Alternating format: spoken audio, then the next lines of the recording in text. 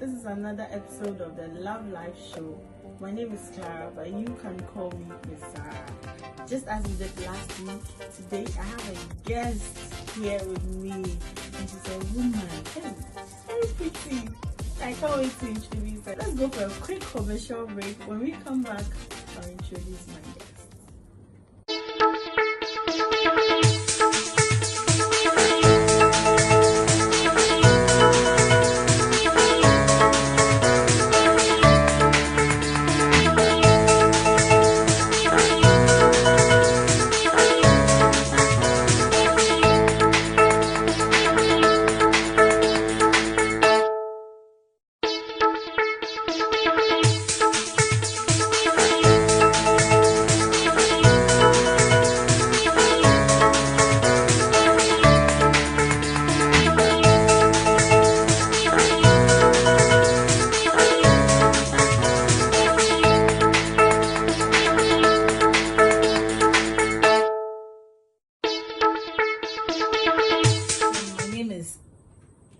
MAKU KISSON.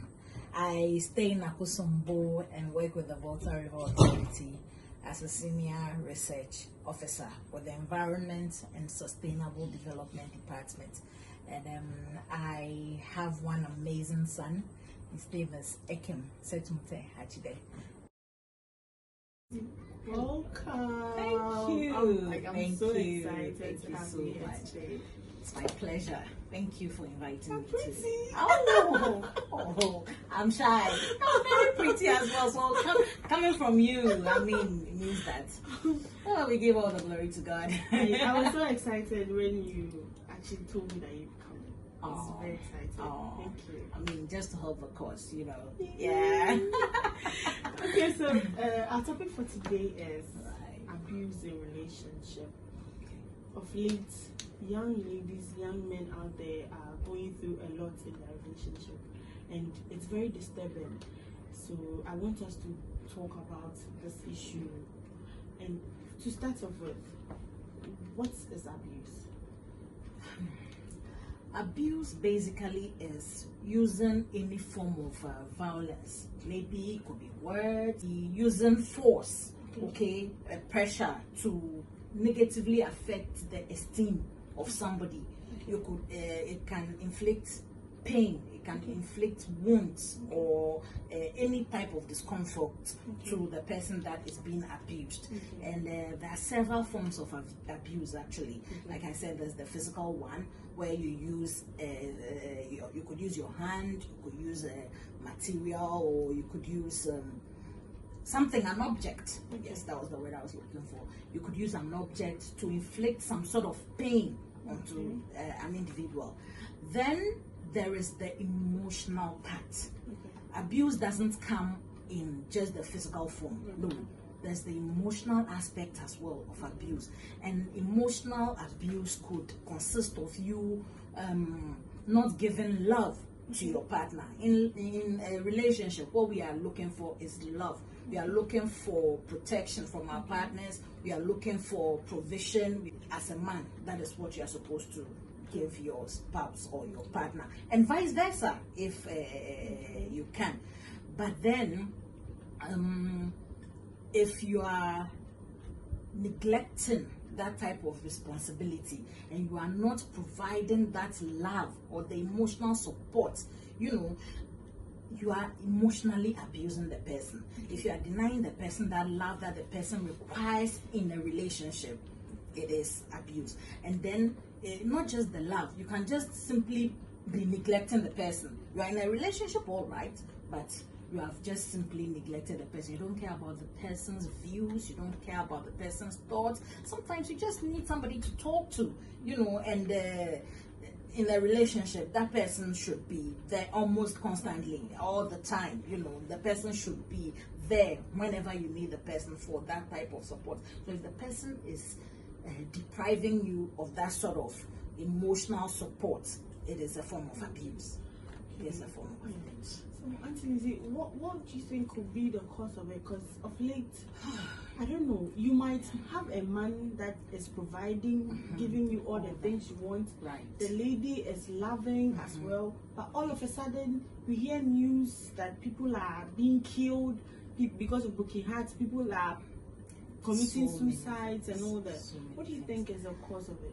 There could be several factors that are leading to this type of abuse that we are experiencing these days. In social media, you hear all these abuses in the news, in the print and electronic media. You are hearing all this. And personally, I believe that it would interest you to know that maybe even socio-economic factors could lead to this, or maybe pressures from work or pressures from family could lead somebody to do all these things. And then definitely the person's persona, the person's being, or that's how the person is. The person is just a violent person. So those people also tend to, as it were, inflict some sort of violence onto their partners. Now, speaking from the perspective of the socioeconomic aspects, maybe Jack, you know how the times that we are in, COVID-19 and all that. This pandemic has brought on untold hardships onto families. People have had to lose their work. People have had to lose or been cut back. The number of hours that they were working has been cut up. People in the hospitality industries and all that, people have really suffered as far as this is concerned. So that alone is pressure enough for somebody to, unleash that sort of anger or whatever negative emotions the person is feeling onto somebody else. So that is one aspect of it. And then, like I said earlier, onto the behavior is inherent in the person. The person is naturally a violent person, so that can also come forth. And then also pressures from society. Like the stakes are high in everything nowadays. This rat race. People are constantly moving to achieve something and make a name for themselves. And that alone, that pressure alone, can get to people. If you are not emotionally strong to deal with those pressures, it could cause you to sort of like be disturbed in a way. And that disturbance could lead you to inflict a certain type of abuse, unsuspectedly maybe, or maybe intentionally, onto your partner or even some of your family members. So that is the socioeconomic aspect of it. Yeah. Okay. My viewers, you see that I'm quiet today. Let's go for a quick commercial break. When we come back, we'll continue.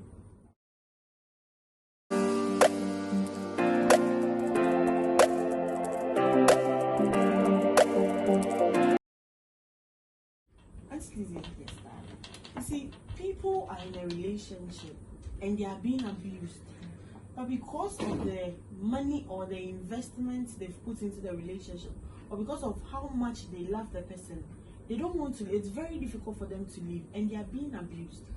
And I don't know, as a woman, I want you to talk to them. There are people out there who are going through these things, and I want you to say something. I must say that I like the way you brilliantly put the issue, that people feel like they have invested time. Time is a huge investment. Maybe somebody has invested 7 years of their life into a relationship. They've pumped in money on the side of the man. They've taken the girl to school, they've taken her to university, they've empowered you in a way. So they feel like, no, I must by all means reap something from this relationship. But I can't just let it go and start from ground zero. Trust you me, I know it is a very difficult thing to do. It is difficult to look at all these things. In fact, where am I going to start from? It's a very difficult life decision to take.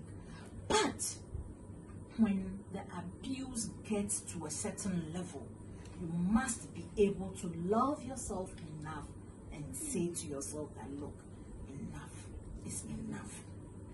If you don't get yourself to that level where you love yourself so much, or even just a little, to recognize the fact that this abuse will not take you anywhere, that is what leads to what we are hearing in the news these days.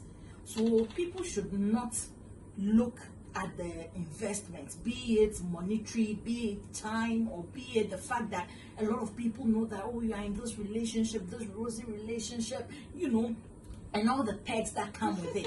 You might be going on holidays, you might be having all the fancy stuff that life has to offer, but you are paying a price. And I don't think that your life is a price to pay for all the goodies that you are getting from a relationship. No, it should never be. So I think that it is high time that we ladies get to a point that we love ourselves enough to say no. I know it is a very difficult thing to say. Maybe women, we want to belong, we want to be recognized in a way that, hey, this cheeky dear, this is the husband, or this is the partner, or this is this. But it is only you at the end of the day who knows how you are suffering in your house. And then when you go to bed, it's your pillow alone and yourself that know the pain that you are going through. So it is better we come to that realization and say no. And know that, in fact, you have to be able to put some sort of value and worth on yourself to be able to come to that realization and say that, no, enough is enough. In fact, you can always start from ground zero.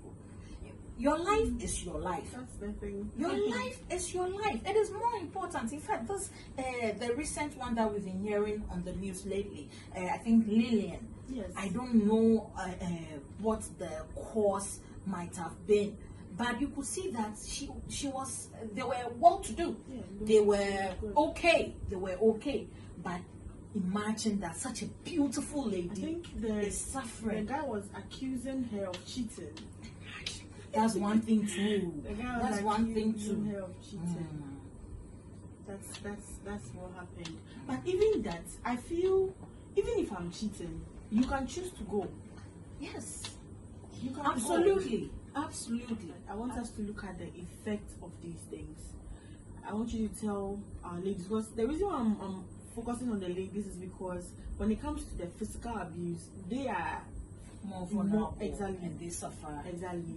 So I want you to let them know the effects, some of the effects that these things can cause. Actually, the effects of abuse are myriad. There are a lot of effects that we could have from abuse. First, definitely and obviously, the physical pain or the marks that you see on the person. That the lady we were talking about previously, Lillian, you could see the scars on the face. And apart from the physical pain or wounds that you see, there is also the psychological pain and trauma that you suffer. And that is why these days you see a lot of people in the psychiatric hospital. And in fact, people do have not, mental issues or mental or psychosocial or mental health has become an issue nowadays because of these things. People are suffering mentally in their relationships. And mental health doesn't just mean that, oh, the person has naked baby. No, people are well dressed, people are in high-end jobs, people are in good places, but they are psychologically out there, everything is not sound. Everything is not sound. So those are some of the effects. Imagine that a woman or a person in a relationship is suffering all these forms of abuse, be it physical, be it the emotional, or whichever form of the abuse is, and he goes to work. How can you even have the mental alacrity? How can you even have the mental capability to think and produce on the job or do what is expected of you on the job? Apart from that, it leads to low productivity, it leads to depression, it leads to people even trying to be suicidal. Because I'm like, oh, I've had it, it's okay. Yes, people just become suicidal or people withdraw. Those are some of the effects. If you have a friend who is vibrant, all happy-go-lucky every day, and then with time you realize that this person has sort of withdrawn and has sort of, it's not being herself. You should reach out to such a person and ask, oh my dear, I know you to be a very bubbly person, but this few days, this is what I have observed. Is there anything? A problem shared is a problem solved. And if the person gets to that point and tells you the issue, you should be a kind enough friend to hold the information to heart, or to hold the information and not go and be sharing it with people. Because people don't want that situation. That's why they wouldn't even share it. So let me check this in, please. You see, let's look at the marriage aspect. You see, because we Christians, for instance, Society. because our doctrines doesn't teach us that we should get married and get divorced. Some people, exactly. So people are in a relationship going through like difficult moments, but because the Bible is against divorce, they are still in the relationship, they are still in the marriage, and every now and then they are being beaten. And I don't know, sometimes I see these things on social media and I'm so heartbroken, because it can be my sister, it can be my friend, it can even be me. So please, what do you have for these married women out there? Yes, I believe that as human beings, we have basic rights. The right to live is an individual human right. You have that right to live, to the right to life, to live.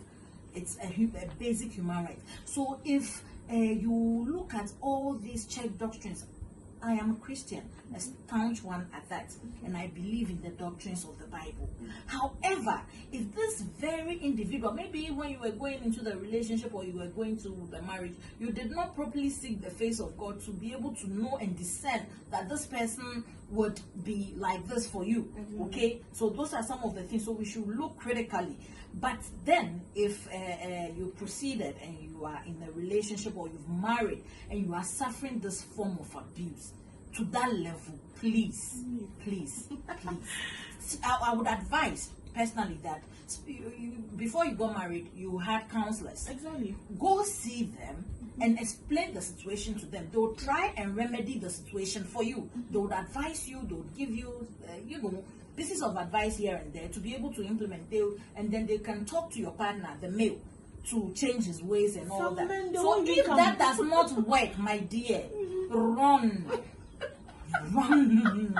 My dear, run for your life. Otherwise, you become obituary. And I don't think, even now, the world is so scary nowadays. The world is so scary nowadays that the little that God blesses you with, the little time that God has blessed you here on earth with, you should maximize it and enjoy. Not at the detriment of, that because I'm married, because, no. You would die and leave your children. You would die and leave all those things behind. Of late, the ladies, I don't know, the zeal to have a man in their life is, that's what I was talking about. That too much. It's a societal issue. A society is giving us so much pressure. Marry and not marry, and I wait this thing, and it is too much to ask of an individual, one woman or one person. You are asking the person, go university, and only car, and only like if you are able to go to the university, and you've not gone to you don't have a job. Oh, you got the job. Oh, and I won't marry. We see you with this now. We see you with that pressure. The pressure from society is so much. So after that, come on. Please, cut us some slack. Let us live. So I am lost for words. It's serious. It's a societal thing. It's serious. So if you want to listen so much to what society has to say, that is when. So at a point, just take a break, halt, breathe, and know that, look, it is my life. It is not. If you die, people will come to your funeral and wear big things and shades and dress and come and cry 2 minutes and then party afterwards. Go to party. Eat your food. It is sad. It is sad. Oh. So I really would encourage the church I really would encourage society to cut people some slack. Reach out, offer a helping hand instead of always being so critical of people, because you have no idea what people are suffering or what people are going through. So please stop being judgmental, stop being so critical. Let the person live. Let the person live. That's what I have to add to that. Wow. Guys, this has been amazing. I've actually had a great night. I hope you are doing the same. And we would end here. But before that, I want my guest to say something to us. You know how we do it. So Auntie Lizzie, just few words of advice to my people watching, especially the ladies. Okay. So hi guys. Before I proceed to say what I have to say, I'd like you to share the video, support her, subscribe, hit that like button, listen. Subscribe and share so that her following will be great, you know. So back to the question at hand. I just would like to sum up and say that first, just love yourself. Love yourself. And identify all those telltale signs. All the time there's this little telltale signs, that inner voice that you hear. Try and listen to it sometimes, because those are the cues that you must listen to avoid being in all these abusive relationships. And if you happen to be there, please find the courage to reach out to a friend, reach out to a trusted person, church, or a boss in the office, somebody that you trust. You must trust the person. Don't go selling your information to people that will just broadcast it. No, identify those people. And in fact, there are clinics. Visit a clinical psychologist and reach out, and you will be okay. You will be okay. I please entreat you to not endure an abusive relationship under any circumstance. Thank you very much. Thank you. Yeah, so I'd like to acknowledge a few people. For instance, my outfit is by Mod by Dan. You can follow her on Instagram and Facebook and all the social media handles. And my hair is by Hair by Peace J from inside Chicago, Illinois. Hi Peace, thank you I need a new one though. I really do need a new one. And thank you, Dinah, for always rocking it. Thank you. And to my sponsors, I want to say a very big thank you. I want to say thank you to South Closet for my hair. And thank Bizarre Beauty for my makeup. And of course, Ampia GH for my dress. Thank you so much, guys. So I'll catch you same time next week here on Miss Zara's World. And please don't forget to subscribe. Don't forget to hit the notification bell and get notified anytime I post a video. And please like this video and leave a comment in the comment section. Thanks for watching.